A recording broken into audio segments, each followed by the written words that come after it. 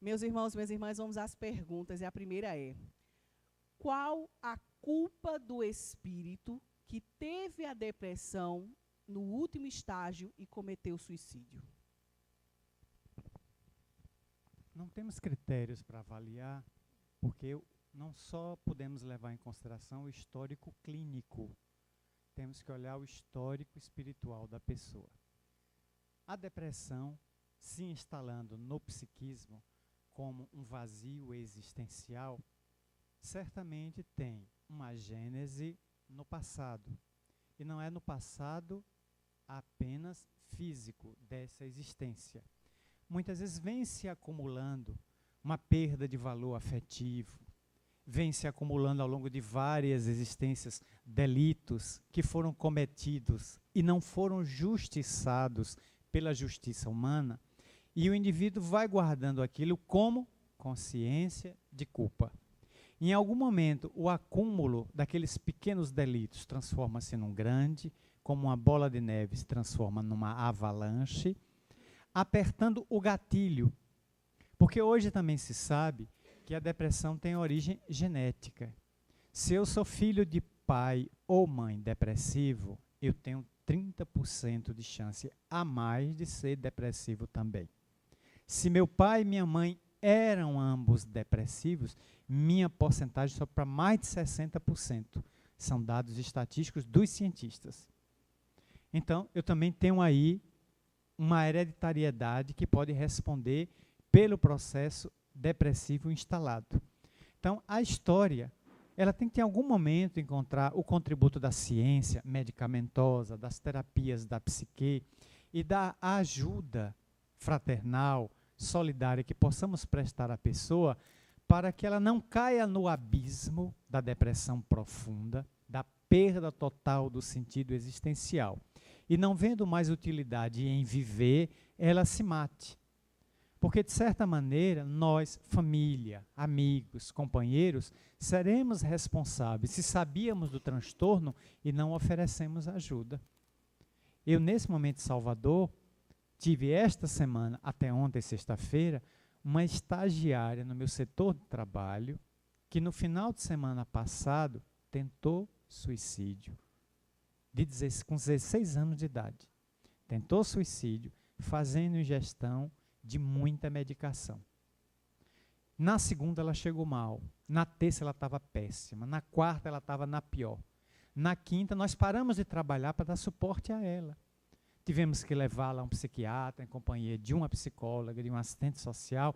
Deixamos de fazer o que é nosso habitual para socorrer aquela menina afrodescendente, aquela menina pobre, que viu a mãe ser assassinada pelo próprio pai na frente dela.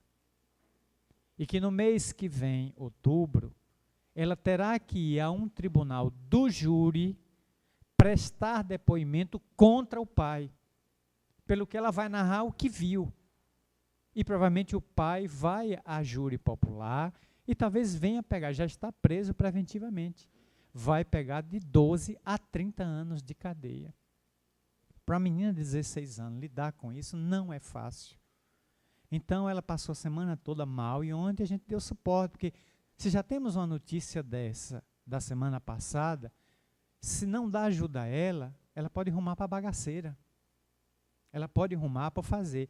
E aí nós do setor onde ela está ajustada, situada para trabalhar como simples estagiária de nível médio, ficaríamos com consciência de culpa. Porque a tivemos na mão, a tivemos por perto, sabíamos do seu drama e não oferecemos ajuda. Isso é negligência, isso é indiferença, é ver o outro de maneira invisível. Então, quando nos chegar o conhecimento, uma situação, não façamos um interrogatório. Ajudemos da melhor maneira possível. Ofertemos à pessoa o emplastro da paciência, o algodão da solidariedade, o estímulo, retiremos a pessoa daquela situação, porque pode ser tudo que ela tem. Ninguém retire a esperança de uma pessoa, porque a esperança pode ser a última coisa que a pessoa tenha para se segurar. É tudo que ela tem. Então, uma palavra, um gesto, uma carta, um WhatsApp, uma mensagem em rede social, pode ser decisivo para estimular outra pessoa a não cometer. E depois, tratar da medicação dela. Mais tarde saberemos onde essas causas profundas da depressão foram construídas, muitas vezes em várias reencarnações, culminando agora, onde vários delitos cometidos pela pessoa não sofreram a sanção do mundo, mas ficaram subjacentes na alma, no psiquismo, agora se corporificando em forma de um distúrbio a causar ou a unipolar ou a sua expressão bipolar. E aí eu tenho outra pergunta. O que fazer com a família que tem um ente que suicidou-se? Porque existe agora um movimento, eu até completo, que eu acho que é assim, eu sou sobrevivente, que são pessoas que sobreviveram ao fato de um parente ter suicidado. Quando a irmã de Divaldo Pereira Franco, Nair Franco, casada com um cacauicultor da cidade de Ilhéus, cometeu suicídio, ela tomou um copo de caldo de cana, onde havia colocado dentro cianureto e mercúrio, e bebeu. 3 minutos depois ela morreu esvaindo-se em sangue, pela boca. Um bilhete, um telegrama, como era típico da época, foi enviado de Ilhéus para a Feira de Santana. Quando esse telegrama chegou, o carteiro entregou a dona Ana, a mãe de Divaldo, que era completamente analfabeta de pai e mãe. Dona Ana não sabia nem ler, nem escrever. De posse do telegrama, ela mandou chamar o menino Di, com 12 anos de idade então. 27 ele nasceu, 37, portanto o episódio foi em 1939. E ela entregou sorridente e disse: Di, meu filho, devem ser notícias de Nair, casada vivendo em Ilhéus. Leia aí para mim. Divaldo então rasgou o envelope, pegou a carta em si, o telegrama, e ao ler olhou para a mãe. Mãe, a senhora quer mesmo que eu leia? Mas é claro, meu filho. Quem não pode ler sou eu, que sou analfabeta. Por isso que eu tenho um filho que sabe ler. Para ler para a mãe que não sabe. O que é que Nair manda dizer as notícias aí? Favor enviar algum membro da família a Ilhéus. Ponto. Nair Franco se matou. Ponto. Atenciosamente, fulano de tal. Divaldo conta, como contou agora recentemente, emocionado em Salvador, isso tem um mês, eu estava lá na doutrinária da terça-feira, ele disse que a mãe dele se encostou na parede, e com o bilhete no peito, o telegrama, mas como é que ela teve coragem de fazer isso? Aí Divaldo disse: mãe, ela se matou. Não, meu filho, ela matou a nós todos. Ela matou toda a família. Ela não se matou somente, não. Ela matou a nós todos. Então, quando alguém se mata, de certa maneira, mata a família também. Morre pai, morre mãe, morre irmãos. Há cães e gatos vinculados à pessoa que se suicida, que morre também de tristeza, por não ter mais o dono por perto. Tudo isso é impactante. Pelo que a gente deve dar solidariedade à família sem palavras piegas, sem expressões dessas comuns que se usa e que não traduzem o que a gente está sentindo. Levar a solidariedade a quem fica, que fica destroçado. Quem seguiu, antecipou a viagem, vai enfrentar os rigores da lei, mas também vai enfrentar a misericórdia de Deus, que é sempre muito grande. Porque só Ele, o Supremo Juiz, pode em sã consciência julgar o móvel de cada um.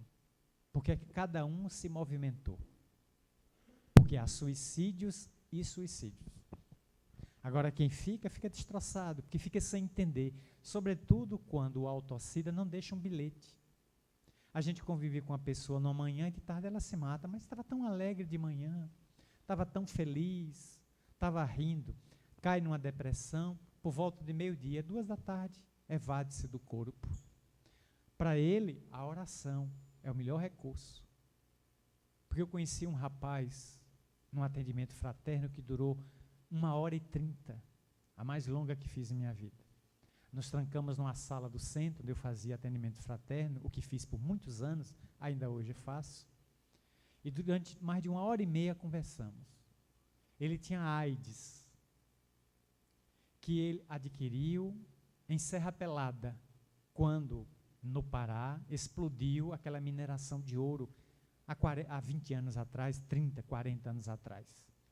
Ele, portanto, foi para lá, garimpou, não achou nada, e no envolvimento com uma cidade próxima, onde os garimpeiros iam uma noite para beber e entregar-se aos jogos, ao vício, à bebida e ao sexo, nos imensos meretrícios e lupanares de Santarém, ele contaminou-se. Ao voltar à cidade dele no interior de Pernambuco, vizinho com a Bahia, ele contaminou a esposa. Não sabia que tinha AIDS e passou o AIDS para a esposa. Agora, os dois contaminados. Ela, ao descobrir os sintomas, fez o exame, a carga viral, e o acusou de ser promíscuo e ter contaminado ela. Separou-se. Então, o fosso se abriu. Ele não tinha emprego, não tinha pepita de ouro, estava com a doença devoradora, e o estigma que a AIDS tinha há 30 anos atrás era terrível. Quem tinha AIDS era um leproso. A cidade não queria mais ver a pessoa com AIDS. Era uma pessoa que tinha que ser extirpada do convívio social. Cultura essa que modificou com o AZT e com as drogas que hoje dão sobrevida ao portador do HIV. Mas, na época, a ignorância e o preconceito banalizavam e diminuíam o aidético. Ele, então, contaminado, foi a uma irmã, e a irmã nos levou à casa espírita, onde eu o conheci. Durante 1h30 nós conversamos. E eu recordo que, quando ele me foi apresentado no salão do centro, eu estendi a mão, e minha mão ficou estendida. Ele não estendeu, porque a compreensão dele era que até a mão contaminava. E eu fiquei com a mão estendida, esperando que ele me desse a mão no cumprimento. Ele não me deu. Eu era muito jovem, eu tinha 29 anos de idade. Como ele não me deu a mão, eu avancei para ele e o abracei. Ele ficou estatelado. Eu digo, não tenha medo. AIDS não contamina. Se a mim me pegar, pegou. Fiquei ali, ele chorou copiosamente no meu ombro, levei ele para a sala e conversamos. Mas mesmo atendimento fraterno a ele não surtiu muito efeito, o seu efeito que eu esperava. Porque 1 ano depois, eu procurei a irmã dele, que era trabalhadora da casa, eu disse, cadê Pedrinho? Ela me olhou, cadê Pedrinho? Ah, Marcelo, ele jogou uma corda pela comieira da casa, um caibro da casa, e eu o encontrei balançando. Ele se enforcou. Que pena. Passei a orar muito por ele, até que 2 anos depois da morte dele, num desdobramento, o espírito Marta, a benfeitora que dirige as minhas atividades, vou levar você para visitar Pedro. E eu fui a uma região nevoenta, coberta de fumo, escura, onde buracos no chão que pareciam crateras de vulcão extintos, tinha um homem deitado em posição ventral, posição fetal, como um feto no útero. E eu o reconheci pela roupa. Pedro, Marcel, vai embora. Não posso. Eu vim lhe visitar, mas eu sou aquele que não tem perdão. Ele disse, quem vai aplicar o perdão é Deus. Não sou seu julgador, nem seu carrasco. Sou seu irmão de evolução. E vim aqui lhe trazer pelo menos a esperança. Pedro, você vai voltar. Você vai se reencarnar. E vai resgatar o seu equívoco. Ele já está sendo preparado para se reencarnar.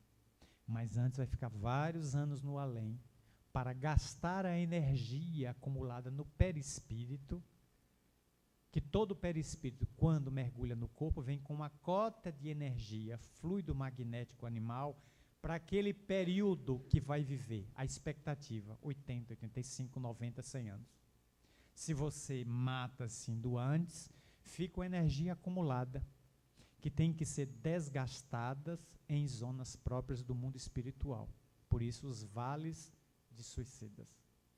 Quando essa energia chega ao fim, o perispírito cai na normalidade e o espírito é recambiado, compulsória ou com alguma lucidez, a uma nova reencarnação, onde o perispírito danificado, no caso dele pela forca, provavelmente vai remetê-lo com enfisema pulmonar, asma, bronquite asmática, propensão à tuberculose, as doenças respiratórias.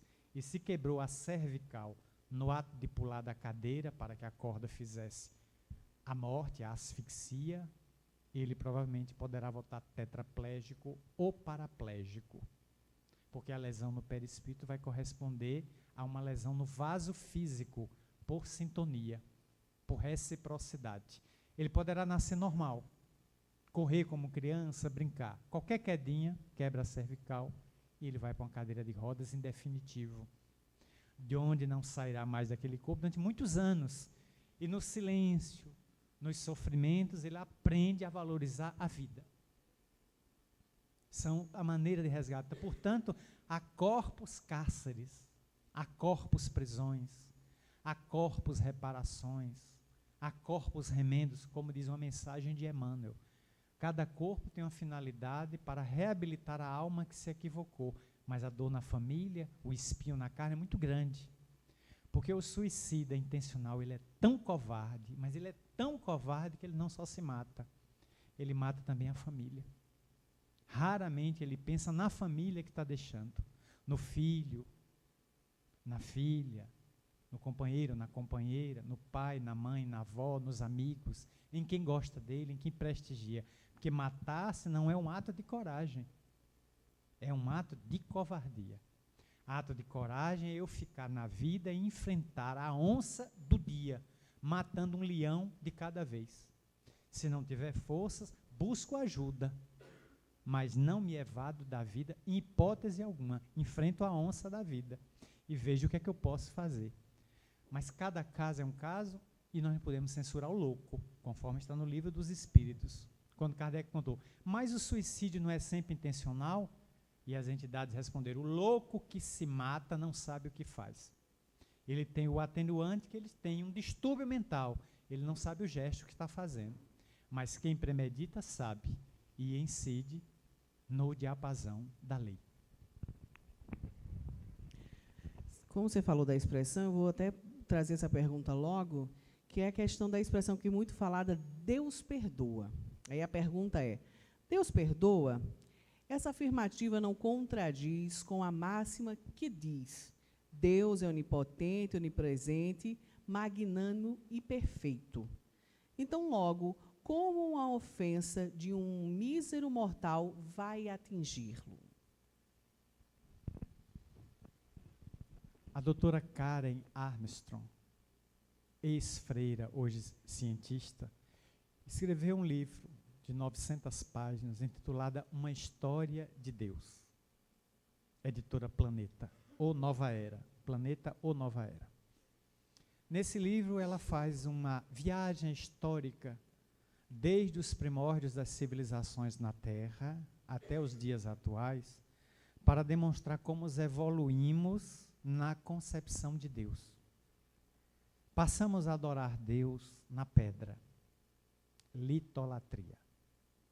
Depois Deus passou a ser reverenciado nos vegetais, fitolatria. Adoramos Deus através de animais, zoolatria, até atingir o humano, mitologia ou religião propriamente dita. Houve um processo, portanto, evolutivo, teológico, da compreensão do divino. E em cada época fomos atribuindo a Deus concepções bem humanas. Porque como não tínhamos coragem de evoluir, coragem para evoluir, nos divinizando, foi mais fácil para a gente arrancar Deus do céu e trazê-lo à terra, humanizando-o. Deus humanizado tinha paixões, tinha caprichos, tinha ira. Então Deus perdoa, Deus se acasala com as mortais. Zeus. Alguém quer um Deus mais promíscuo e psicopata sexual do que Zeus? Não tem. Zeus é um tarado. O que ele acasalou com mortais não está em nenhum gibi, nem da Marvel, nem da Disney. Era um doente sexual, um candidato ao divã do psiquiatra freudiano. Ele tem um conflito da libido. Porque era um Deus eminentemente carnal, porque ele refletia os homens que o criaram. Então, o homem não é a imagem e semelhança de Deus, é Deus que é a imagem e semelhança dos humanos, porque criamos Deus com atributos divinos. Agora que a doutrina espírita do Consolador Prometido chega à Terra há 161 anos, com a diminuição de uma letra, Allan Kardec, genial, tira da palavra quem a letra M de Maria e pergunta que é Deus, para receber a magna resposta da questão número 1, inteligência suprema, causa primária de todas as coisas.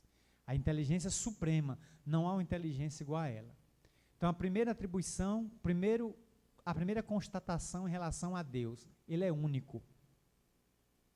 Eu estou vendo aqui na minha frente dezenas de semelhantes. Se Deus quiser ver um semelhante igual a ele, tem que se olhar no espelho, ver ele mesmo. Então, a primeira impossibilidade divina, Deus é sozinho e não pode fazer um igual a ele. Primeira impossibilidade. Segunda impossibilidade divina, Deus não pode alterar, nem que ele queira, a lei dele. Está sendo filmado? É isso mesmo. É isso que eu estou dizendo. Nem Deus pode alterar a sua lei, porque leis perfeitas não podem ser alteradas. Se elas são perfeitas, elas já se exauriram nela mesma. Olha a nossa Constituição Federal, lançada, promulgada em 5 de outubro de 1988, pelo então deputado constituinte Ulisses Guimarães, que levantou aquele livro preto e gritou: está promulgada a Constituição Cidadã.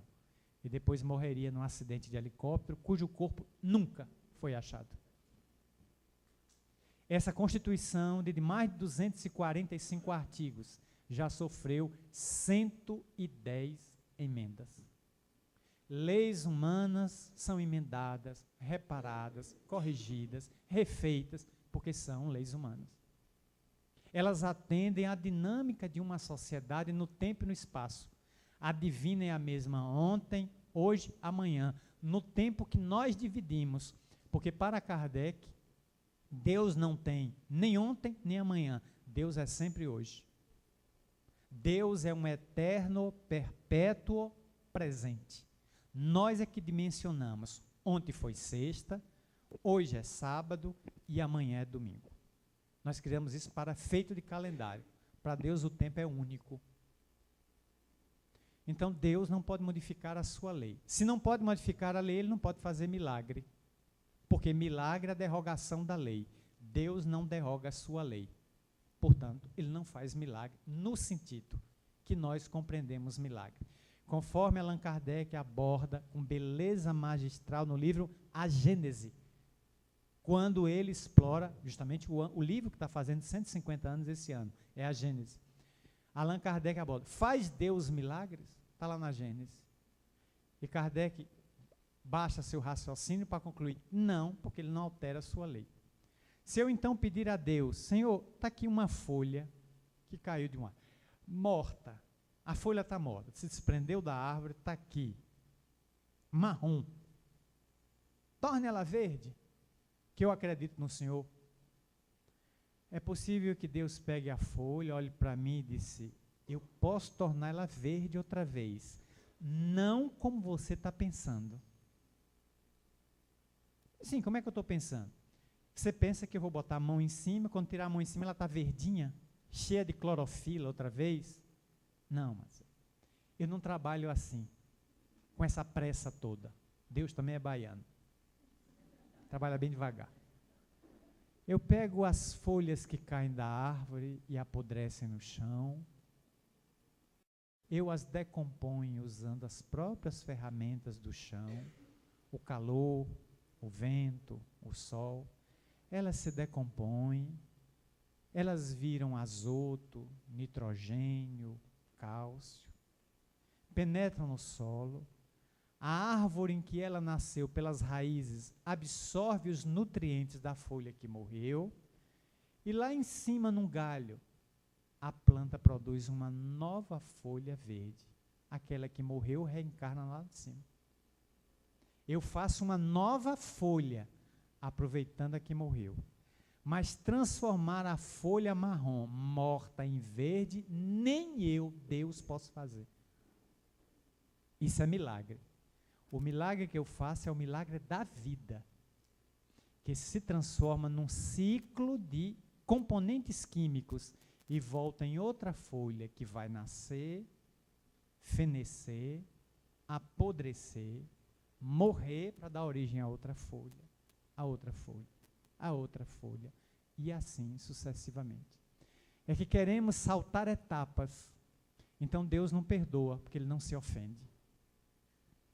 Ele não premia ninguém, porque ninguém está fazendo mais do que o seu dever no processo evolutivo. Deus oferece oportunidades pelos mecanismos da justiça, da lei de evolução, e cada um aproveita ou não aproveita, mas para tudo que eu fizer haverá resposta. Deus, portanto, não perdoa ninguém, porque eu não estou ofendendo a Ele, eu estou ofendendo a lei. E a lei de Deus, conforme a questão 621 do Livro dos Espíritos, está gravado na minha consciência. Todas as vezes que eu agredi alguém, a mim mesmo eu agrido. E eu tenho, portanto, que em algum momento reparar esta agressão, como Allan Kardec estabelece em A Gênese. Depois de todo delito virão 3 etapas. Virá o arrependimento, a reparação, o sofrimento, a expiação. Primeiro eu sofro, depois eu expio, o arrependimento, a expiação, e depois tem a reparação. Eu tenho que reparar o delito. Se o outro me perdoou, mas eu continuo sujo. Eu ainda não reparei o delito. Tirei a vida de alguém. O espírito no além disse, eu lhe perdoo pelo homicídio que você me causou. Isso não é suficiente, eu continuo com a consciência de culpa. Eu tenho que devolver a ele um outro corpo. Muitas vezes tendo um filho, criando um sobrinho, um neto, a fim de devolvendo o corpo a ele, aí eu me sinto reparado. Tirei-lhe um corpo e numa encarnação seguinte ele devolvi um corpo como filho, como primo, como sobrinho, como amigo, como um órfão que acolhi, ele devolve o corpo que subtraí na existência passada pelo meu desatino. Aí aquela mágoa, aquela mácula em mim desaparece, me liberando. E eu volto a ter meu processo evolutivo sem a mancha da culpa. Você falou em consciência, e eu vou juntar aqui uma série de perguntas que eu acho que entram nisso. Como é que a pessoa vai trabalhar, por onde a pessoa começa para trabalhar o autoconhecimento, a despertar essa consciência, buscando a felicidade, mesmo sabendo que ela não é deste mundo? Questão 919 do Livro dos Espíritos. Kardec pergunta, o que é que pode fazer o homem para se melhorar nessa vida, resistindo à atração do mal? Santo Agostinho responde, ouvirdes um sábio da antiguidade, conhece-te a ti mesmo, em grego, kinote se autum. Kardec não ficou satisfeito. Sim, achamos essa máxima linda, mas como é que faz isso? Kardec não queria saber como, ele quer agora o modus operandi. Sim, como é que eu faço? A frase é linda, agora eu quero saber o método, aplicar como. O que é que Santo Agostinho diz? Fazei o que eu fazia em vida.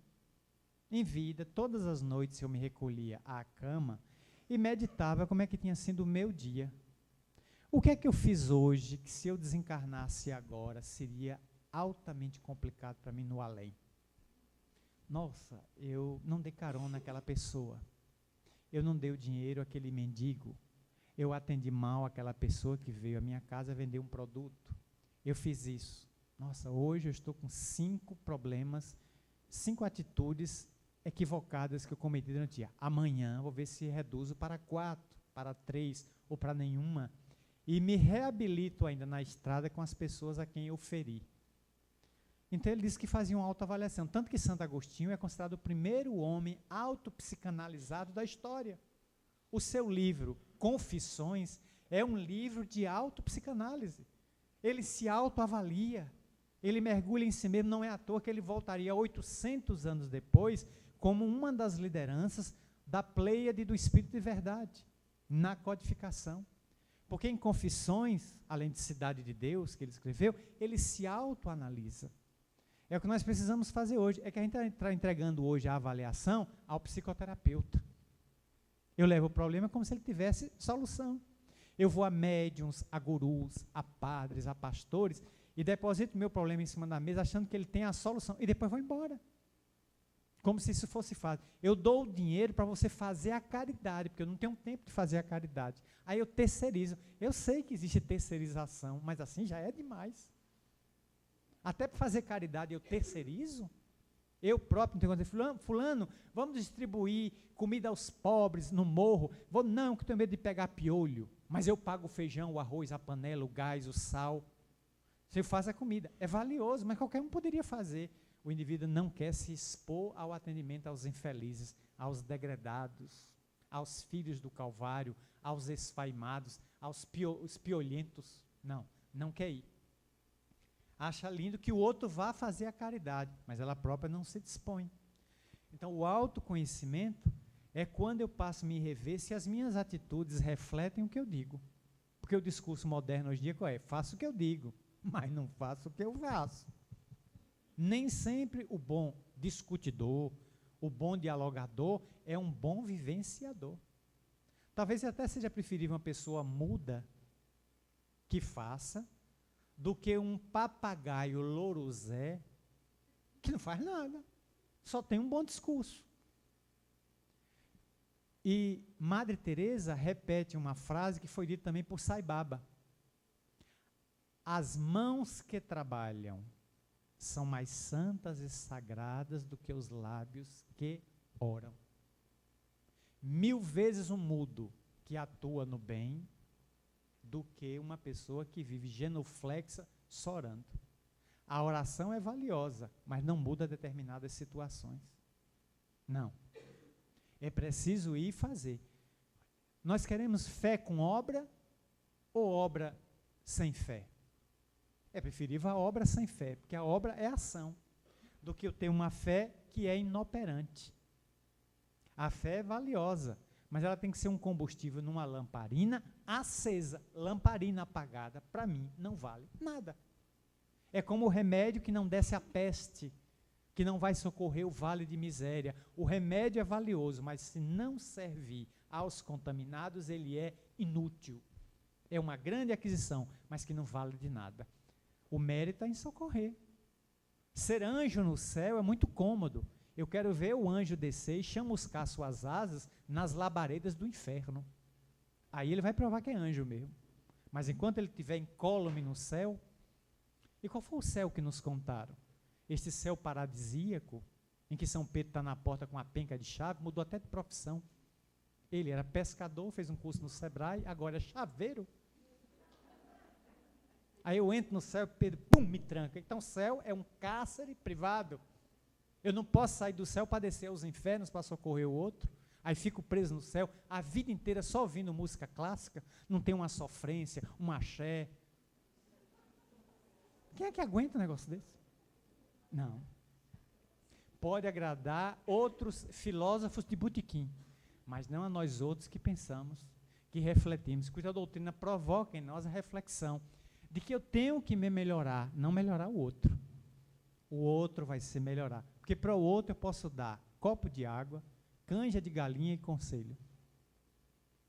Só posso alterar a mim mesmo. Ao outro eu posso dar conselho. O outro segue se quiser. Agora eu não. Com posse desse material espírita, nós somos um pouco mais responsáveis. E quem é mais responsável será chamado pela lei, no momento respectivo. Por isso que Emmanuel tem uma frase em que ele encerra uma página belíssima que está no Livro da Esperança, páginas 225, Doutrina Espírita. A doutrina espírita quer dizer doutrina do Cristo, E a doutrina do Cristo é a doutrina do aperfeiçoamento moral em todos os mundos. Guarda, pois, na existência como sendo a tua responsabilidade mais alta, porque dia virá em que serás naturalmente convidado a prestar-lhe contas. Dando sequência, eu tenho umas perguntas que estão diretamente relacionadas a isso, mas eu acho que essa sintetiza as outras. Um ponto marcante da inserção de uma pessoa em uma doutrina cristã, onde a pessoa de Jesus Cristo é o centro, se dá pelo batismo. Então, a pessoa faz a pergunta: como se dá a inserção de uma pessoa na doutrina espírita? Que falta um pouco do entendimento, né? A gente também sabe que a doutrina espírita, o centro é o Cristo. A prática do batismo era realizada ancestralmente na Grécia pelos baptas, um povo que herdou a cultura de batizar as pessoas na água dos hindus, que mergulhavam as pessoas nos rios da Índia, com a filosofia e a ideia de que a pessoa mergulhada no Ganges, no Indo, por exemplo, elas se purificavam. Essa técnica passou aos baptas, que atuavam na Grécia, e que mergulhavam as pessoas achando que as águas, que é o chamado fluido universal, o diluente universal, o dissolvente universal é a água, lavava os pecados. Concepção hoje sabemos ser ingênua, porque pecado, erro, é uma concepção íntima, subjetiva. A água é muito boa para lavar sujidades do corpo, a gente toma banho, fazer asseio de casa, mas não para limpar a alma. A alma se limpa com outros detergentes de natureza moral. João Batista, o grande pregador que antecedeu Jesus, conviveu com os baptas e aprendeu de que as pessoas podiam se purificar pela água, pelo que se dá o batismo dele junto a Jesus no Jordão. Notem que João batizou Jesus, mas Jesus nunca batizou ninguém. A questão é, eu sigo João Batista ou sigo Jesus? Você que decide. Se você quer seguir Jesus, ligue 0800 71. Se você quer seguir Jesus, ligue 0800, porque ao final deste programa, você decide. Era o programa antigo. Você que decide. Eu sigo Jesus. Então, na casa espírita não há batismo. Então, quando a pessoa entra na doutrina, entra frequentando uma casa espírita, lendo livros espíritas, passando a adotar os comportamentos e a filosofia espírita no linguajar, no pensamento. Então, se eu sou uma pessoa que normalmente usa expressões Espírito Santo, azar, sorte, miraculoso, sobrenatural, com o espiritismo vou tornando essas palavras sem sentidos, inócuas. E passo a dizer, tudo é natural, não há milagre, não há sorte, não há azar, há leis presidindo tudo, leis indefectíveis, inderrogáveis, presidindo todos os acontecimentos, porque até o cabelo de vossas cabeças está contado. Em nossas cabeças há 450 mil fios de cabelo estimados. Não cai uma folha da árvore que não seja com a vontade de Deus. Como é que eu interpreto? Só cai uma folha da árvore. Por que esse pedaço de papel caiu? Por causa da força da gravidade que atraiu. Se não existisse aquela, subia para o teto. É a lei de Deus. Só cai porque há uma lei centrípeta e uma lei centrífuga. Uma puxa e outra expulsa do centro. Por que é que estamos aqui parados? Porque a Terra está girando a mais de 28 mil quilômetros por hora em torno do seu próprio eixo, produzindo uma força que nos atrai para o centro da Terra. Se Raul Seixas tivesse certo, no dia em que a Terra parou, estamos perdidos. Se a Terra parasse agora de girar, o que é que acontecia? Todos nós aqui seríamos projetados contra o teto. Todo esse salão seria arrancado e tudo iríamos para o espaço. A Terra viraria um turrão de pedra no espaço. E todos nós projetados no espaço, mortos, imediatamente. Então a Terra tem que girar, como um peão em torno do seu próprio eixo, para manter a força que agrega e puxa tudo para o seu centro. E ao mesmo tempo gira em torno do Sol, gerando as 4 estações em 363 dias, 56 horas. O ano, 363 dias, 56 horas e aproximadamente 43 minutos.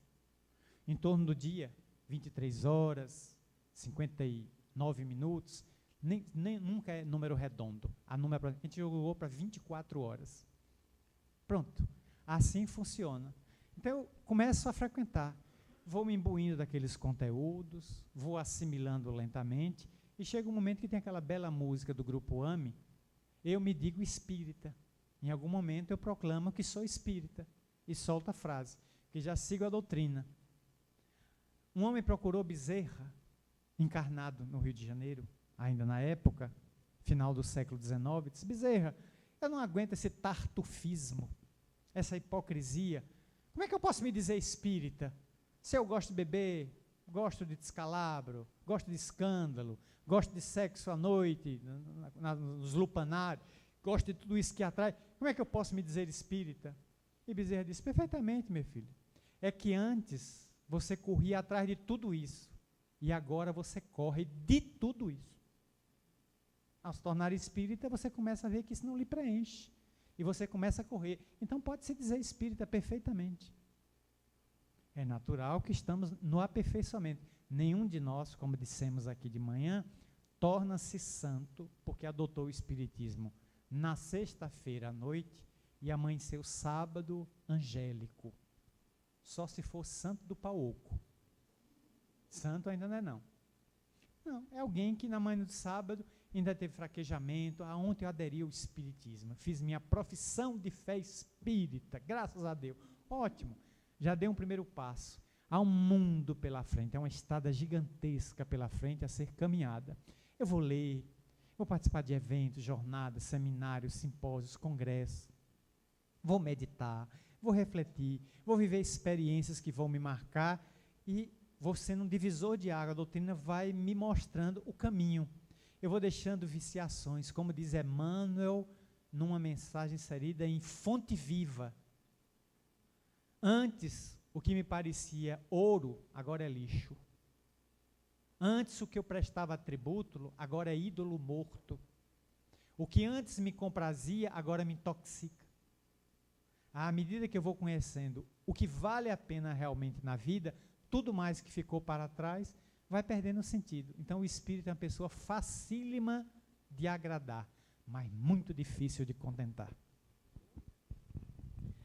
Eu tenho duas perguntas que vão diretamente ao que você está falando agora, sobre a questão do aprofundamento em si. É uma pergunta também muito recorrente. Qual é a metodologia para alguém que quer estudar e se aprofundar na psicologia profunda de Joana de Ângeles? Se tivesse uma receita de bolo, uma indicação, por onde a pessoa começa efetivamente? Coloque os 17 livros de Joana no liquidificador com água, bata e toma toda manhã. Para conhecer o espiritismo, está sempre estudando, excelente questão, nós temos que estudar todo dia, criar métodos. Tire 30 minutos, 1 hora, todos os dias, para ler uma obra. Quem é que de nós não tem aqui 1 hora para almoçar? Mas ninguém almoça em 1 hora. A gente almoça hoje em 30 minutos e 25, as refeições são muito ligeiras, tudo pronto. Se eu almoço em 20 minutos e meia hora, eu tenho outra meia hora. Em vez de dormir, eu poderia aproveitar para ler. No Tribunal de Justiça da Bahia, onde eu estou há 22 anos, tem um grupo de pessoas espíritas que se reúne toda segunda-feira, de 1 às 2 da tarde, para estudar Paulo e Estevão, o romance. Veja, eles tiram 1 hora das 2 que têm direito ao almoço, uma para o almoço, e a outra fazem para estudar. Poderiam estar fazendo a cesta dentro do carro, ir para um local lá que o tribunal designa, que é descanso dos funcionários, onde você tira o sapato e repousa lá dentro em poltronas, é chamada sala de convívio, que um ex-desembargador do tribunal, presidente, que era espírita, doutor Benito Figueiredo, de saudosa memória, hoje no interior aposentado, criou porque ele era espírita. E ele abriu espaço para ver congressos espíritas dentro do tribunal, me recebeu no gabinete dele, conversava, e determinava que eu não o tratasse como desembargador, mas me chama de Benito, olha, presidente do tribunal, mas um homem extremamente simples, cuja concepção espírita ele tentou levar um pouco nos 2 anos em que foi presidente daquela Corte de Justiça. Então, vai estudando. Eu, pessoalmente, desde que me tornei espírita há 37 anos, eu estudo doutrina espírita 4 horas por dia. Faça sol ou faça chuva, esteja doente ou esteja sadio. Eu tiro 4 horas por dia, das 24, para estudar espiritismo. Entro pela madrugada, se preciso for. Se não for durante o dia, porque não dá tempo, eu sento 11 horas, vou dormir 3 da manhã, examinando livros, retificando raciocínios, olhando revistas. Gosto de pegar minhas coleções de Reformador, de RI, Revista Internacional do Espiritismo Antiga. Aí vou folheando, vejo uma matéria de 40 anos até de 50, vou lendo. Quando o dia está amanhecendo, eu me recolho. Não convido ninguém a fazer isso. Obviamente, muita gente não terá estrutura para fazer isso. Tem filhos, tem esposa, ela provavelmente vai reclamar. Meu filho, case com a doutrina, vá logo morar dentro do centro. Você não tem mais mulher porque abandonou eu na cama, é natural. Eu não. O drama de quem mora sozinho é que você é sempre o próximo a lavar os pratos. Isso é terrível, essa constatação. Eu desembarco dos voos todo final de semana e dou-me conta de que quem veio comigo no avião tem sempre alguém no aeroporto lhe aguardando. O homem que estava do meu lado tem a esposa, o velhinho que estava na frente tem um neto, a moça sonhadora do lado tem um namorado. Eu desembarco, nem a Polícia Federal me aguarda, ninguém. Vou para casa sozinho, abro a porta, olá, olá, ninguém responde, tudo em silêncio. Então eu tenho tempo para estudar, mas pago um preço. Não encontro ninguém na retaguarda. Então a solidão virou minha companhia. Como diria Humberto de Campos, aliás. O que é solidão? E Humberto de Campos ele respondeu, é a companhia dos que não têm companhia. É a definição de solidão para Humberto de Campos, escritor encarnado. No mundo espiritual pode ser que ele tenha outra concepção. A companhia dos que não têm companhia. Então vai estudando. A série Joana de Ângeles eu recomendo que se estude em grupo. E que no grupo exista uma pessoa psicóloga, psicoterapeuta, psiquiatra, qualquer pessoa da psique, para decifrar as terminologias que Joana usa. Porque como é uma mulher muito culta, uma mulher desencarnada muito culta, e a gente viu aqui pela biografia de manhã dela, Juana Inés de la Cruz, uma mulher que tinha uma biblioteca com 5.000 volumes na época dela, ninguém na Terra tinha, só uma mulher dessa. Então, uma mulher culta, que falava o latim, falava o português, o espanhol, o castelhano e até um idioma local de Neplanta, onde ela viveu naquela ocasião. Então, a mulher culta, ela não abre livro delas com prefácio. Ela abre livros delas com exórdio, prolegômenos, introito. São expressões completamente diferentes. É frequente a anfractuosidade, antropossócio psicológico e outras expressões que fogem ao habitual. Então é bom, comprando Joana, comprar também um dicionário para ir poder acompanhando as terminologias quando ela escreve. E é bom estudar em grupo porque um tira a dúvida do outro. Porque estudar Joana sozinho não é para todo mundo. Eu participo frequentemente de encontros e eventos com o casal que eu vi aqui o nome, Cláudio e Iris Sinotti, que vocês já trouxeram aqui, porque eu vi em eventos anteriores. Os dois são casados, se conheceram na juventude ninarueira, que é a juventude da mansão, a Gena, a juventude mais antiga do estado da Bahia. Eles se conheceram ali jovens, estão casados há quase 20 anos, e os dois são psicoterapeutas. Mas me dão uma inveja pela afinidade dos dois. Mas eu fico babando, como duas almas se completaram tão perfeitamente. Duas bandas de laranja, para fazer uma laranja da Bahia doce feito mel. E eu procurando meu limão e não acho. Rodo, rodo, rodo, não acho nenhuma tangerina velha, seca, tá danado. E ele no instante show. Os dois, a afinidade que têm, e se tornaram profundos conhecedores do material de Joana de Ângeles. Toda quinta-feira eles aplicam aula lá na mansão, com transmissão pela FEB TV, toda quinta. Eles estão sem vaga até o ano que vem. Não há mais vaga. O grupo está entupido de gente. Muita gente na fila querendo entrar, mas eles não pegam mais. Então eles estudam, mas ter dois psicoterapeutas especialistas na matéria facilita bastante. Então estude em grupo, grupo pequeno, grupo grande, na casa espírita, na federativa, de modo você ir absorvendo. E olha que o primeiro livro dela é Jesus e a Atualidade, não é psicológico. É um livro de mensagem onde ela analisa o perfil de Jesus, a atuação da mensagem de Jesus nos dias atuais. Começando por ele, nós lograremos ir sentindo. Depois, se for pegada plenitude, autodescobrimento, uma viagem interior e outras obras mais complexas, aí sim, vamos precisar de ajuda para decifrar alguns termos, nos embreando na imensa selva linguística que a benfeitora nos propõe para o nosso próprio crescimento. Como ela diz no prefácio de um dos seus livros, quando ela começou a escrever a série, ela foi muito criticada. Primeiro, pela linguagem castiça. E segundo, porque alguns a acusaram de estar introduzindo na casa espírita, consequentemente no movimento, práticas não espíritas. O que é que fez Joana? Ela diz no prefácio: calei-me e continuei escrevendo. É como se ela dissesse: os cães ladram, a caravana passa. Que se você for parar para dar resposta aos críticos, você não produz mais nada. Você só produz resposta aos críticos. E é tudo o que eles querem, que você pare a obra para se defender. Ela está com Francisco e com Jesus. Eu não sei com quem os críticos estão, mas ela está muito bem. Então ela continuou escrevendo os livros, foi assim, hoje 6 universidades no Brasil, 6, Juiz de Fora, Curitiba, Porto Alegre, já tem cursos inteiramente baseados na psicologia espírita de Joana de Ângeles. 6 universidades públicas e privadas, entre públicas e privadas. É um avanço. Primeiro sofreu a resistência, depois sofreu o ataque, agora está sofrendo a aceitação.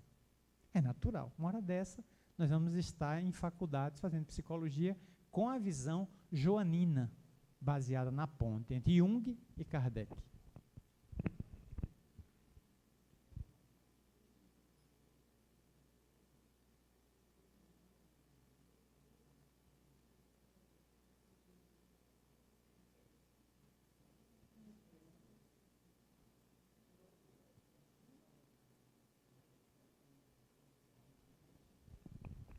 Bom, a pergunta a gente tem que ser, porque a gente também está ao vivo. Eu não saudei hoje, porque é a correria da gente, mas é o coração a entregue. Eu não vou mentir, eu estou muito feliz pelo dia de hoje, muito emocionado, então peço desculpas aos que estão nos acompanhando pela internet, através das nossas redes sociais, que hoje em dia é um facilitador muito grande da divulgação da doutrina espírita, como veículo também de acessibilidade. Muitas vezes as pessoas estão distantes ou não têm a possibilidade de estar aqui presente por diversas razões, e aí a nossa equipe do Decona, né, através de Neto e sua equipe, nos facilitando isso. Então, mais generosidade ainda, ele está nos dando um pequeno tempo ainda. Eu tenho mais uma pergunta um pouco mais dentro da temática. As outras foram citações e colocações que o nosso irmão fez durante a palestra, coisas que se aproximam e ele está sendo gentil diante das temáticas em responder. Tudo bem assim? Vamos continuar? Daqui a pouco, nossa querida Kátia, Guedes estão ali, vão nos trazer um pouco das 2 músicas para o encerramento. Faremos depois uma pausa. Estou dando os avisos antes que vocês saiam correndo e me deixem aqui, oi, no vácuo. Eu tenho presentes para vocês ainda. Tem um intervalo com aquela cantina, lanchonete maravilhosa, que hoje a gente está inaugurando a nova estrutura, né, presidente? Nosso presidente que não brinca com sua turma. E tem a palestra pública com o nosso irmão também, 4h30. Então, vocês depois vão para o intervalo, alimentam o corpo físico e depois voltam para alimentar um pouco mais o corpo espiritual. E já que a maioria de vocês vão permanecer, no segundo horário será aqui em cima, tá? A palestra pública, ok? Então, vamos lá. Como distinguir um surto psicótico de um processo obsessivo? Nem sempre será fácil. Temos que ter observação cuidadosa, levar a pessoa para um exame. Muitas vezes eu vi pessoas nas doutrinárias das casas onde eu militei caírem por um surto de epilepsia. Para muita gente que estava presente, você está incorporado. Mas, gente, a pessoa só deu uma crise de epilepsia. Tirada do ambiente, foi levada ao fundo do centro. 5 minutos depois, a pessoa se recuperou. Voltou e assistiu a doutrinária até o final. Apressadamente se diagnosticou como sendo, porque está na casa espírita, não tem que ser necessariamente uma manifestação espírita. A pessoa é epilética e esqueceu de tomar medicação em casa. Deu o surto em plena reunião. Já vi na calçada, a pessoa caiu na minha frente, o rapaz. Fiquei ali socorrendo. 5 minutos depois, ele voltou à normalidade, levantou-se e foi para cuidar da vida dele. Então, temos que fazer uma observação. Se o surto psicótico tem características próprias que evidenciam o conflito só da pessoa, ou se a pessoa manifestada exterioriza uma segunda vontade que não é dela. Temos que observar, mas seja o que for, atender a pessoa com carinho, evitar que ela se machuque, que ela se fira, que ela caia, colocar no ambiente longe da massa. A tendência é logo tirar a pessoa do ambiente. Temos situações lá na Mansão do Caminho, onde o primeiro cuidado de uma pessoa excessivamente agitada é tirar ela do salão. Porque um salão onde tem 900 pessoas, 700 embaixo e 200 no mezanino, alguém dá uma crise, tira ela logo, leva para um quartinho à parte, e lá uma equipe da mansão, adredemente preparada para isso, cuida. Ou embarca a pessoa no SAMU, ou interna ela, ou ela volta para a reunião. Mas dá um suporte, porque ela não pode ficar na reunião sofrendo a descaridosa opinião mental de centenas de pessoas que se julgam prejudicadas. Não estou ouvindo mais a palestra porque esse indivíduo achou dar uma crise aqui. Vai-te infeliz, morre logo. Eu sei lá o que a pessoa está pensando. É preciso ter caridade, é preciso socorrer a pessoa. Então, toda casa tem que estar bem preparada, bem estruturada, para dar o suporte, porque seja qual for o caso, seja um surto, que qualquer um pode manifestar, seja uma incorporação, uma psicofonia atormentada, um encosto que leva a pessoa a um estado, a gente observa ali a pessoa dando a calma, a pessoa retira ela do ambiente para um atendimento à parte. Não é importante ver, porque as duas fronteiras são muito próximas. O importante é assistir a pessoa, de preferência em particular. Meu irmão, você falou dentro da palestra a respeito do número de 21 bilhões de espíritos que estão para reencarnar. Mas nós temos, como é que se explica casos de fertilização in vitro e que tem clínicas especializadas lotadas. A pessoa coloca aqui por casais saudáveis. Provavelmente, normalmente a gente vai para uma clínica de fertilização porque a gente tem algum problema dentro dessa disfunção, né? Com preços exorbitantes, quando tem tanto espírito para reencarnar. Como é que a conta fecha como? A pessoa tem toda a razão. Realmente, as clínicas que lidam com a vida, com fertilização, ainda cobram preços extorsivos, que estão muito distantes da população, que, por problemas de infertilidade dele ou dela, ou de ambos, não podem recorrer a esses recursos tecnológicos tão caros. Mas, à medida que um recurso tecnológico aparece, ele vai se popularizando e o preço despenca. Recordemos aqui quanto é que custava um DVD, né? Quanto é que custava um videocassete, era isso que eu queria dizer, um videocassete. Poucas casas tinham 40 anos atrás um videocassete. Quem conseguia era um preço exorbitante. Computador, comprar um computador, pouca gente tinha o chamado PC de casa, o modelo grande. Notebook, então, nem falava, só altos executivos. O preço foi caindo, foi caindo, foi caindo. Hoje todo mundo quer. Videocassete, quem quer? Ninguém quer mais. Ninguém quer mais videocassete. Porque a tecnologia foi banida, já surgiu o leitor de DVD e de Blu-ray. Nós estamos, então, avançando. Ela vai caindo, ela vai se popularizando e os preços vão se tornando mais compatíveis com todos. Ora, quando a gente cita Manuel Viana de Carvalho, no seu livro Atualidade do Pensamento Espírita, se referindo a esses dados numéricos, estatísticos, de que há 20 bilhões de espíritos, 21 bilhões do outro lado, desencarnados. E hoje temos 7,620 na Terra, 7 bilhões, 620 milhões, segundo o último censo da ONU, recentemente divulgado. Então, estamos marchando para 8 bilhões de pessoas na Terra. Ninguém ignora que a natalidade na Terra caiu nos últimos 50 anos. Ninguém ignora. Olhem o cenário da Europa. Quem é que está se procurando na Europa? Muçulmano. Muçulmano é que está fazendo muito filho, 10, 12, 15 filhos. Porque a concepção dele é diferente. Mas o europeu em si, que se diz cristão, está com 1 ou 2 filhos. No máximo, 1 ou 2. Veja no Brasil, minha avó, mãe de minha mãe, teve 8. Minha mãe teve 5 e um aborto natural, portanto, teve 6.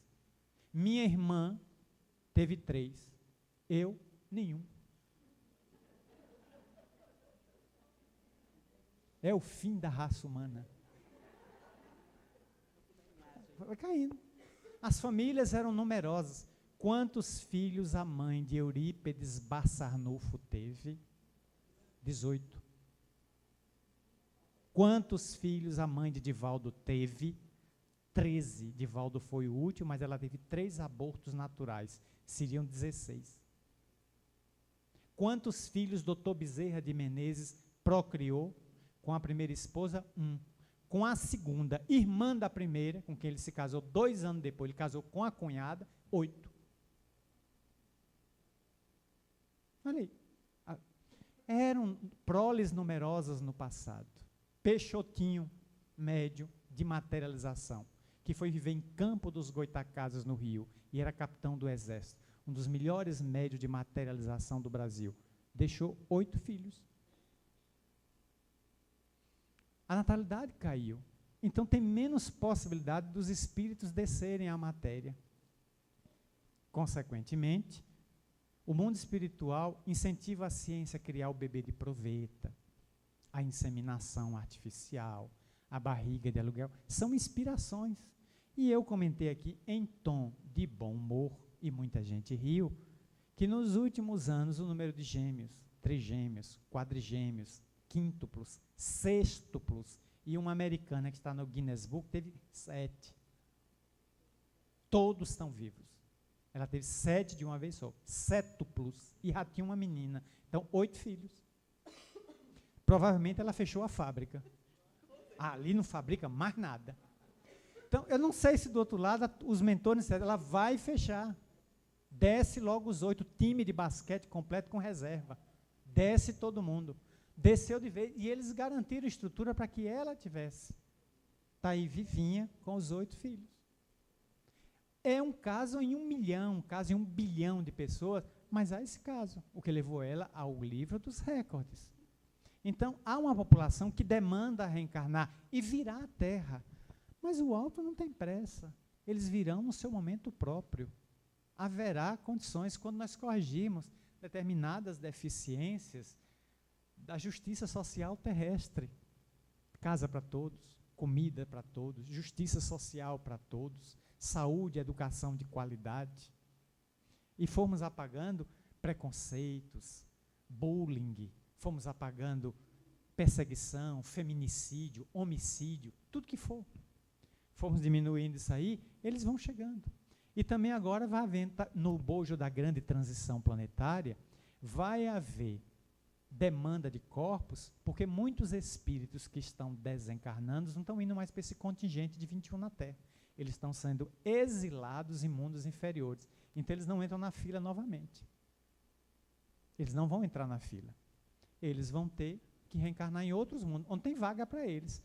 O que nós estamos recebendo agora é uma pleiade, uma constelação de almas iluminadas, que estão vindo de Sírios, estão vindo das Pleiades, que ficam na constelação do Cocheiro, estão vindo da constelação do Touro, estão vindo reencarnar na Terra, trazendo um alto quociente intelectual e moral para desenvolver a Terra. Quem é que diz isso? Miranda? Não.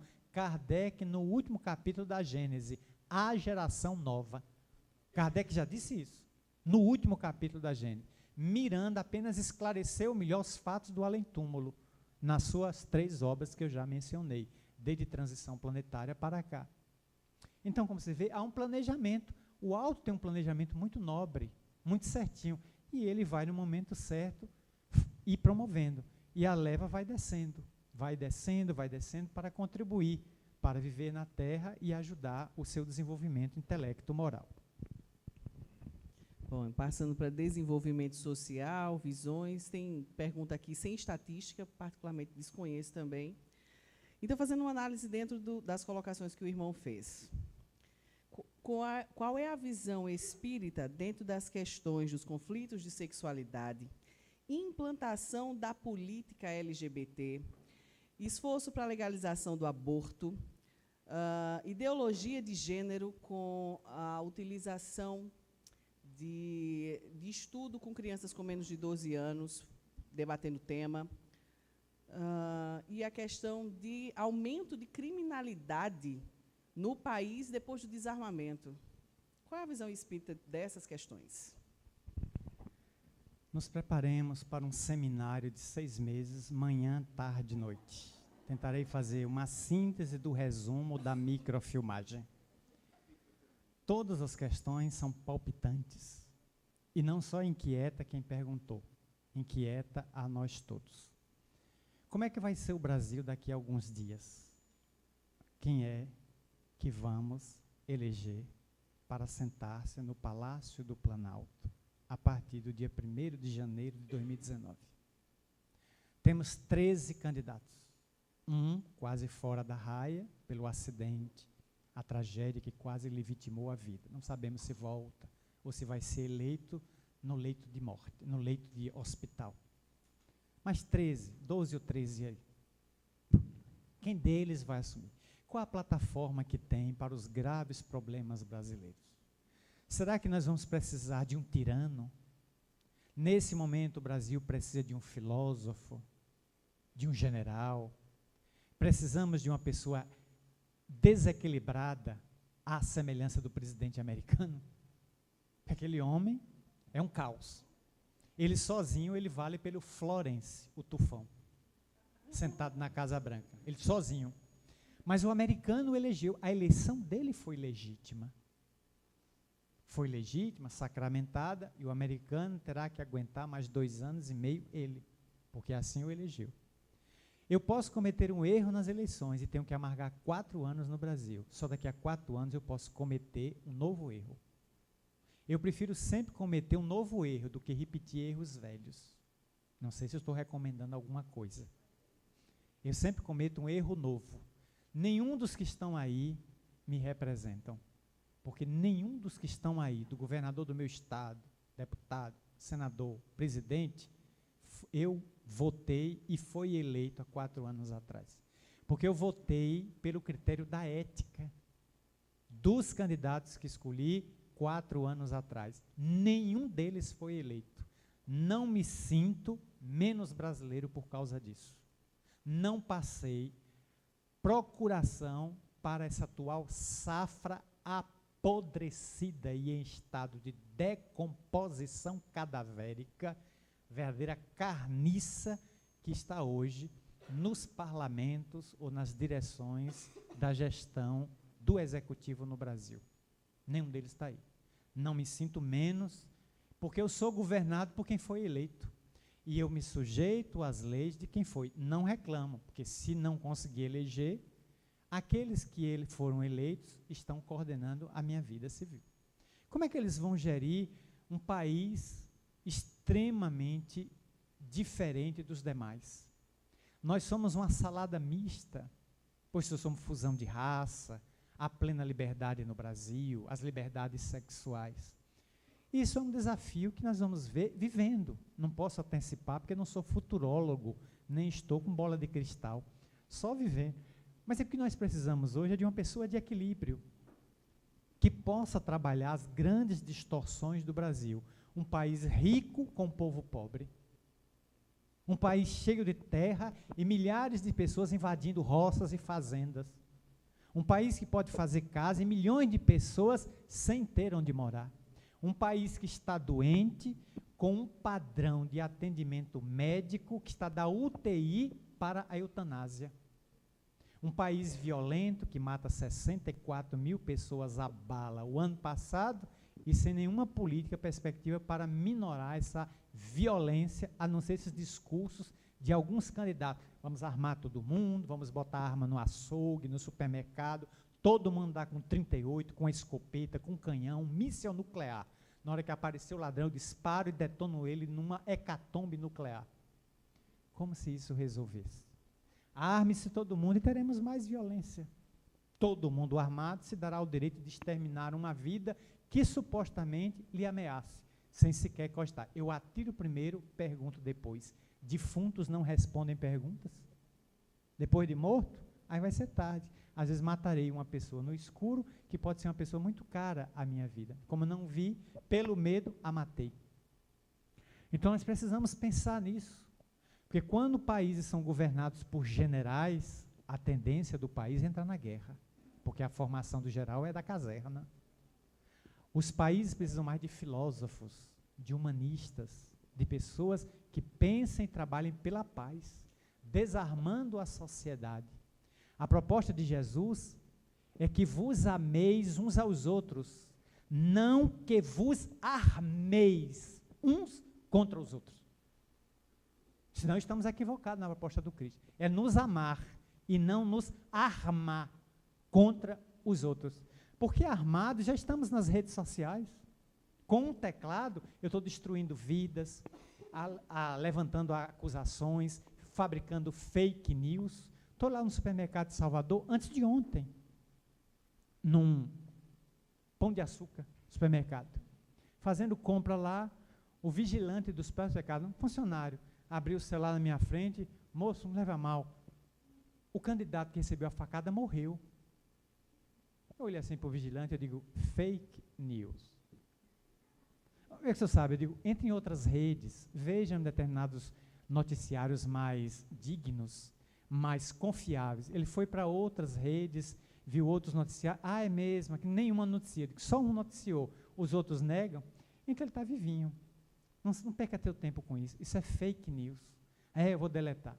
Veja, corrigir um funcionário do supermercado.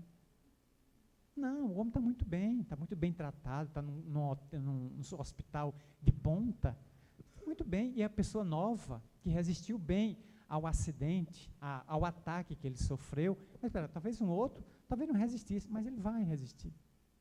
Talvez seja da divindade que ele viva e nos ensine alguma coisa. Todos, cada um deles tem uma lição. Estamos num país de polarização na área sexual. Para a doutrina espírita, o espírito reencarna em 4 expressões da sexualidade. 4. Assexualidade, homossexualidade, bissexualidade e heterossexualidade. 4 expressões. É eu que estou dizendo isso? Não. É Joana de Ângeles, no livro Após a Tempestade, dela, que não faz parte da série psicológica. Eu só não dou a página nem o capítulo, porque também é muita canja, vocês vão pesquisar. Após a tempestade. Ora, o espírito passa por essas 4 fieiras de expressões técnicas da sexualidade. Qual delas é convencional? Notem, eu não disse normal, eu disse convencional, numericamente predominante. A hétero. Porque é na hétero que o homem se sente atraído pela mulher, a mulher também é hétero, se sente atraída pelo homem para a formação da família, procriação e manutenção da espécie. E as outras são acidentes de percurso evolutivo. Estão dentro da previsão da normalidade do processo evolutivo. São experiências evolutivas, pelo que os espíritos têm que ter o máximo de respeito, total respeito, a quem se defina sexualmente por esta ou aquela polaridade, porque cada um tem o direito de colocar o seu sexo, a sua genitália, a serviço do que acha melhor, porque para todo compromisso responderá perante a lei. Quem mergulhar na vulgaridade, vulgar se tornará. Então eu tenho que edificar o sexo da nobreza. Então é preferível 2 homens ou 2 mulheres homoafetivas que se casam pelas leis do país, adotam crianças, criam lá, do que o hétero promíscuo. Porque o problema não é ser homo, nem ser hétero, é ser digno. E não ter esta ou aquela polaridade. Eu que fui advogado mais de uma vez em Salvador de casais homoafetivos. E fiz adoção para eles. 2 mulheres que me procuraram e 2 homens, um médico e um professor universitário. Ao fim da audiência, a magistrada, de certa maneira, surpresa, mas doutor, você viu 2 homens casados? Eu digo, vi, doutor, são meus clientes. E o senhor que é espírita não tem nada contra? Eu digo, não, doutora. Eu prefiro que 2 homens tirem uma criança do abrigo, onde ela tem lábio leporino e ninguém quer adotar, do que ela fique mofando no abrigo e cresça, que chega aos 18 anos e seja expulsa para ir viver pela rua como um monstro, com aquela fenda no lábio todo rasgado. Pelo menos deram dignidade. E um deles é pediatra, a senhora viu. E diz que vai fazer tantas cirurgias quanto forem necessárias para recuperar o lábio e o véu palatino do menino. Ele só tem 8 meses de vida. Ninguém quis. Então eu vejo a dignidade deles, que cumprem a lei. Um é professor universitário, o outro é pediatra, dignos, pagam impostos, são credores do meu respeito. Não me interessa com a conotação sexual. Se eles vivem juntos, deixam de viver. São dignos. Talvez eu não advogasse, era para um casal promíscuo, de pedófilos. Como atendi um rapaz lá de 25 anos de idade, querendo adotar uma menina de 12. E eu olhei assim para o tipo, chega, ele tremia. Meu pedido foi rejeitado. E eu olhei e vi que o Ministério Público tinha detonado com ele. Eu disse, a moça, aqui não há recurso não. Mas o senhor não vai recorrer? Eu digo, vou não. Porque é meio estranho que um homem de 25 anos de idade, que não fez vasectomia, queira adotar uma menina de 12 anos. O que foi que eu quis dizer para ele? Eu estou diante de um pedófilo. O senhor quer uma menina para esposa, não como filha. E ninguém é maluco de dar uma criança de 12 anos, adolescente, para uma pessoa que tem uma psicopatologia como o senhor tem. Não quis dizer isso para ele. Digo, mas aqui não há recurso não. Se a gente entrar no tribunal, a gente perde. Tenha seus próprios filhos. O senhor tem algum problema de doença? Não. Então faça seus filhos biológicos. Porque o que não falta hoje em dia é mulheres que estejam disponíveis, homens e mulheres estão disponíveis para tudo, moço. O senhor vai encontrar alguém, e o senhor faz seus filhos, sua prole biológica. Mas ele tinha um transtorno. Em mim não encontrou guarida, porque eu percebi o conflito dele e os relatórios da assistência social e da psicóloga já sinalizavam isso. Detonamos. O juiz indeferiu e não botou ele no cadastro de adoção. Porque botar um homem desse era um perigo. Então, ter o respeito a todas as classes. Convivo com vários homoafetivos em Salvador, no ambiente de trabalho, no ambiente da casa espírita. Lá na mansão conheço vários, inclusive pessoas que me foram caras ao longo da vida por razões de trabalho, mas tenho respeito, porque são pessoas castas, são pessoas nobres. O que fazem de suas vidas afetivas lá fora, não me interessa. Não sou fiscal de ninguém. Tenho que ser fiscal de mim mesmo. Agora, se a pessoa se comportar dignamente, ela é digna da minha consideração, do meu valor. Senão ela é digna da minha prece e da minha compaixão pelo seu desvario, pela sua promiscuidade, pela sua vulgaridade. Então, é um amplo apelo para um Brasil melhor. Não sabemos quem vai administrar o nosso país. E que política, que plano de governo. A maioria desses que estão aí nem tem plano. Muitos aí nem têm plano. Estão indo aí na onda das massas, que não pensam, parecem massas de manobra. A mim ninguém manobra, porque a doutrina me deu equilíbrio para ouvir o discurso. Eu disse, meu Deus, se eu botar um homem desse no Palácio do Planalto, ou uma mulher dessa no Palácio do Planalto, o que é que não vai fazer? Deus, eu me responsabilizo, porque senão a gente gera um karma. Desejo dizer aqui, inclusive para quem está me ouvindo, se o aborto no Brasil for descriminalizado, será karma coletivo do Brasil. A nação brasileira herdará um karma coletivo de difícil resgate. Então é preciso que a gente esteja atento ao parlamentar que elegeu, para que ele vote não e continue mantendo como crime. Aqueles que praticam aborto, que o induzem ao aborto. O que nós precisamos é conscientizar homens e mulheres que eles não podem ter os filhos que querem. Eles devem ter os filhos que podem assistir, que podem alimentar, que podem educar. Eu não posso botar filho no mundo na patermaternidade irresponsável. Eu não posso estar procriando que nem um pai de chiqueiro. Eu tenho que ter filhos pela a capacidade minha de mantê-los, de dar-lhe condições de que sua reencarnação vingue, que eduque, que os ame, que os calce, que os vista, que os medique. E para isso a ciência já nos deu há mais de 40 anos quantos anovulatórios, inúmeros, extremamente eficazes. Você vê hoje pessoas perfeitamente que você, engravidei. Parece até que é uma coisa do outro mundo. E quem foi, meu filho? Foi o Jeca Tatu que ele engravidou? Foi o ET de Varginha? Ou de Steven Spielberg, o boto cor-de-rosa que apareceu? Não, meu filho, não surge assim. Sêmen não se vende em supermercado ainda não. Para você pegar lá e se auto-inseminar dentro de casa. Então, como se vê, cadê a educação sexual do lar? Cadê a educação sexual como matéria escolar? Não temos. Como é que vamos querer chamada pátria educadora, se não se educa nem para o trânsito? Mas todo lugar tem o lambe-lambe, o chupa-cabra. O marcador de multa, é como a gente chama na Bahia. A cada 100 metros está lá um chupa-cabra. Então, nós temos uma pátria punitiva. que pune o tempo todo, saqueia o nosso bolso, dificilmente educa. Temos 100 milhões de automóveis. Então, temos que investir em educação, conforme a questão 685 do Livro dos Espíritos, né? A educação é a formação de caracteres, de bons hábitos, e não a instrução da cultura. Eu preciso de educação, e a educação só é feita dentro do lar. O Estado patrocina a instrução, o lar educa. O lar forma o cidadão, o Estado forma o eleitor. Bom, última pergunta, e eu já vou agradecendo mais uma vez o irmão de ter feito uma programação com espaço aberto para isso, e por ainda ter estendido mais meia hora, de um pouco do descanso, para daqui a pouco fazer mais uma vez uma palestra pública a todos nós. Então, meu irmão, desde já, muito obrigada. E a gente finaliza com uma pergunta que particularmente a minha é mais leve, e é uma pergunta que não foi feita só uma vez, era a respeito da questão do medo. Por que que espírita tem tanto medo de desencarnar, medo da morte? E tem um aqui que é bem emblemática. Se Divaldo é um espírita exemplar, que divulga e exercita todos os mandamentos, por que que ele tem tanto medo da morte? Por que que espírita e espíritas tão conhecidos, tão conhecedores, tão vivenciadores também têm medo?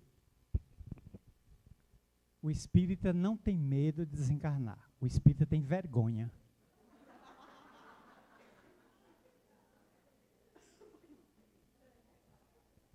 Divaldo não tem medo. Ele é um homem extremamente bem-humorado e a convivência com ele é enriquecedora ao limite. Porque ele é bem-humorado, trata todas as questões sempre com uma toque de leveza. E ele nos contou que depois que tio Nilson desencarnou, 2 anos depois aproximadamente, que ele se refez, que também nele machucou ver o velho companheiro voltar depois de uma vida de 70 anos, os 2 fundadores da mansão.